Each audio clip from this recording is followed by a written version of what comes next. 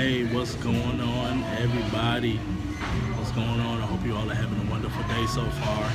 I have totally backed myself up into a corner time-wise. I have about 10 minutes to do this, and I don't think that I do anything in less than 15 minutes. So we're going to see how this goes today. But anyway, this is day number 3 of a commitment that I have made to myself and to you to come out with content at least 5 days a week, because I need to be a producer more than I am a consumer, and I need to be a person who is taking the ideas that are in my head and putting them out there for people to hear and for people to evaluate. I know that God has placed something in me, and He has placed something in all of you, and it needs to get out there. I just got a notice about bad connection. I pray that does not last. But anyway, now I have about 10 minutes, 9 minutes to just to share a few things with you on today. I have a tentative name for this. We're gonna see how it goes. Motivational Moments with Dr. Marcus. So we're Motivational Moments with Dr. Marcus. So we're gonna see how this goes. But anyway, I have just a few things that I want to get out this afternoon before I leave to go pick up my daughter from school.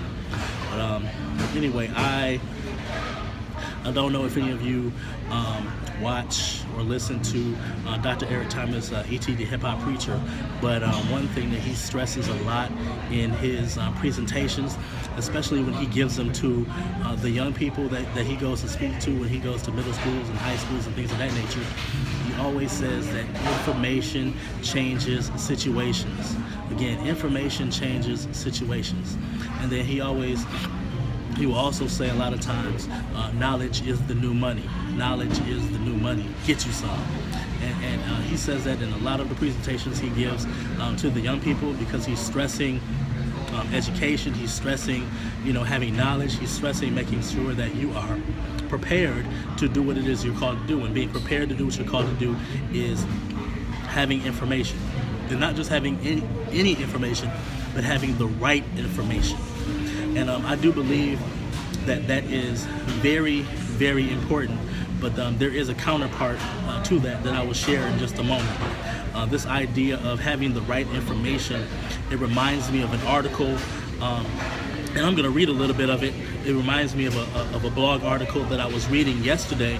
It's by Dr. Tom Rainer, the CEO of Lifeway Christian Resources in Nashville, Tennessee.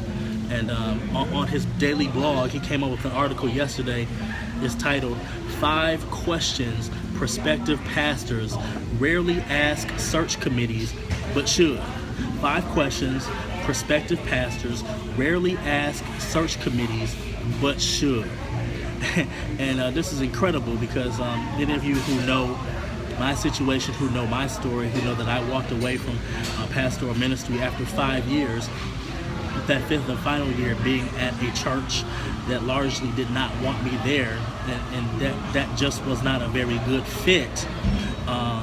If I'd have had some information like this, maybe I should have gone back to the bishop and said, hey, I know you're trying to make a move, because some of us are in denominations or in fellowships where we don't get to make that move ourselves.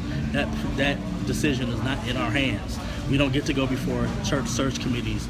The bishop and the presiding elder comprise themselves of the search committee.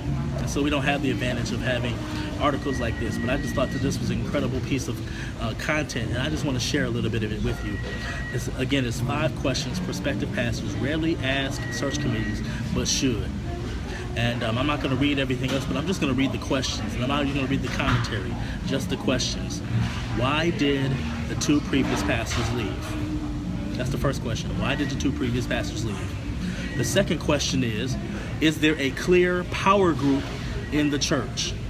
Is there a clear power group in the church? And I think that any church, at least across the United States of America, I think in any church, if they be honest with themselves, they would have to answer that question in the affirmative. Is there a clear power group in the church? The third question, if I wanted to lead the church to make a $25,000 expenditure, what would the process look like? If I wanted to leave the church to make a $25,000 expenditure, what would the process look like? Incredible question. Question number 4, what are some one-word descriptors of your business meetings? What are some one-word descriptors of your business meetings? That's also very important. And the 5th and final question, would each of you be willing to write down your top 3 expectations of a pastor? Would each of you, and this is being asked to the search committee, would each of you be willing to write your top 3 expectations of a pastor?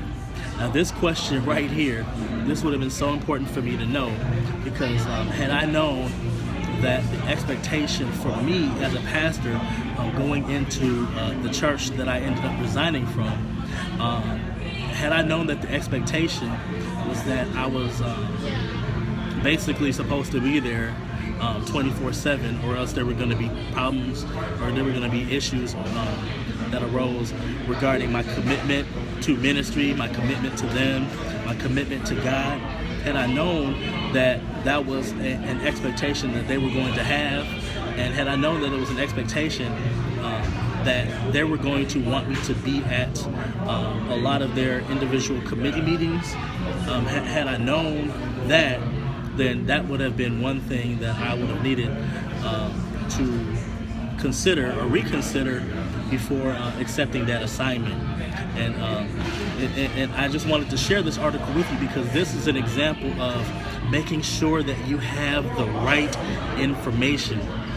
Making sure you have the right information before you make a decision. And sometimes as a leader, you're not going to have the right information before you make a decision, and that's just going to have to be okay. But just like I shared yesterday, the quote that I shared yesterday from Craig Rochelle out of Life Church, he said that people want a leader who is always real before one who is always right. And if you're always real, if you're always a person of integrity, if you're always a person of high moral character, if you're always a person of honor, then even when you don't necessarily have the right information, even when if you have the right information, you make a mistake.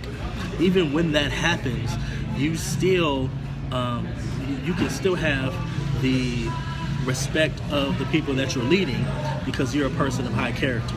So when you don't have the right information, you make sure that you at least you make sure that you have at least established yourself as a credible leader, as a leader who can be trusted, as a leader who can be counted on to do what he or she is supposed to do.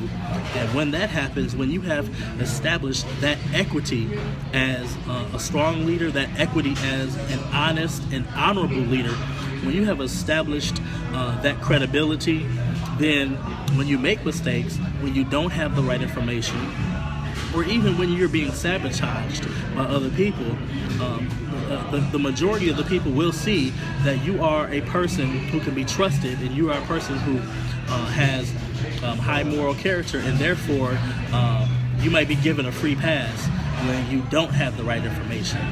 But when you are trying your best to make sure that you have that right information, when you are doing your darndest to make sure that you are prepared as a leader, then what happens is I firmly believe that God is going to put you in position to make sure that you have the information that you need at all times, or at least most of the time, to make sure that you're able to do what it is that He has called you to do.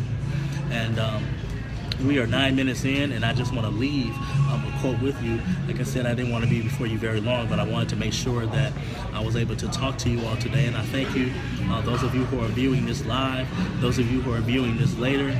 I'm just a human being. I'm just a person out here trying to make some things happen.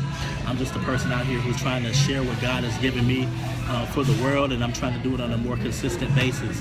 And I'm just trying to give you something that I pray will bless you today and for the rest of this week. So I just want to leave you with this quote, and this is going to go. With right in lockstep with what we've been talking about for the past 10 minutes about having the right information. This is the quote: "You don't always have to have the right answer, And when you don't have to act like you do. You don't always have to have the right information, and when you don't have to act like you do. And that quote comes from Simon Sinek, who is the author of the book Start With Why.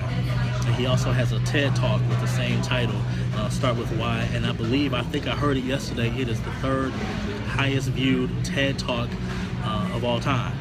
And if you go and listen to that, if you haven't done so, if you go and watch that talk, you will see exactly why that talk is one of the highest viewed of all times.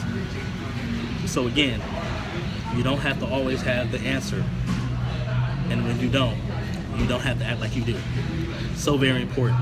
And this question is this quote was the answer that he gave on a podcast. It's called the 5 Leadership Questions podcast. And the fifth and final question that was asked was, what would you tell your 20-year-old self today, preparing to lead? What would you tell your 20-year-old self today, preparing to lead? And he came back with that gem of a quote. And so I'm just going to say it one more time, and I'm going to get on out of here. You don't have to always have the right answer. And when you don't have to act like you do.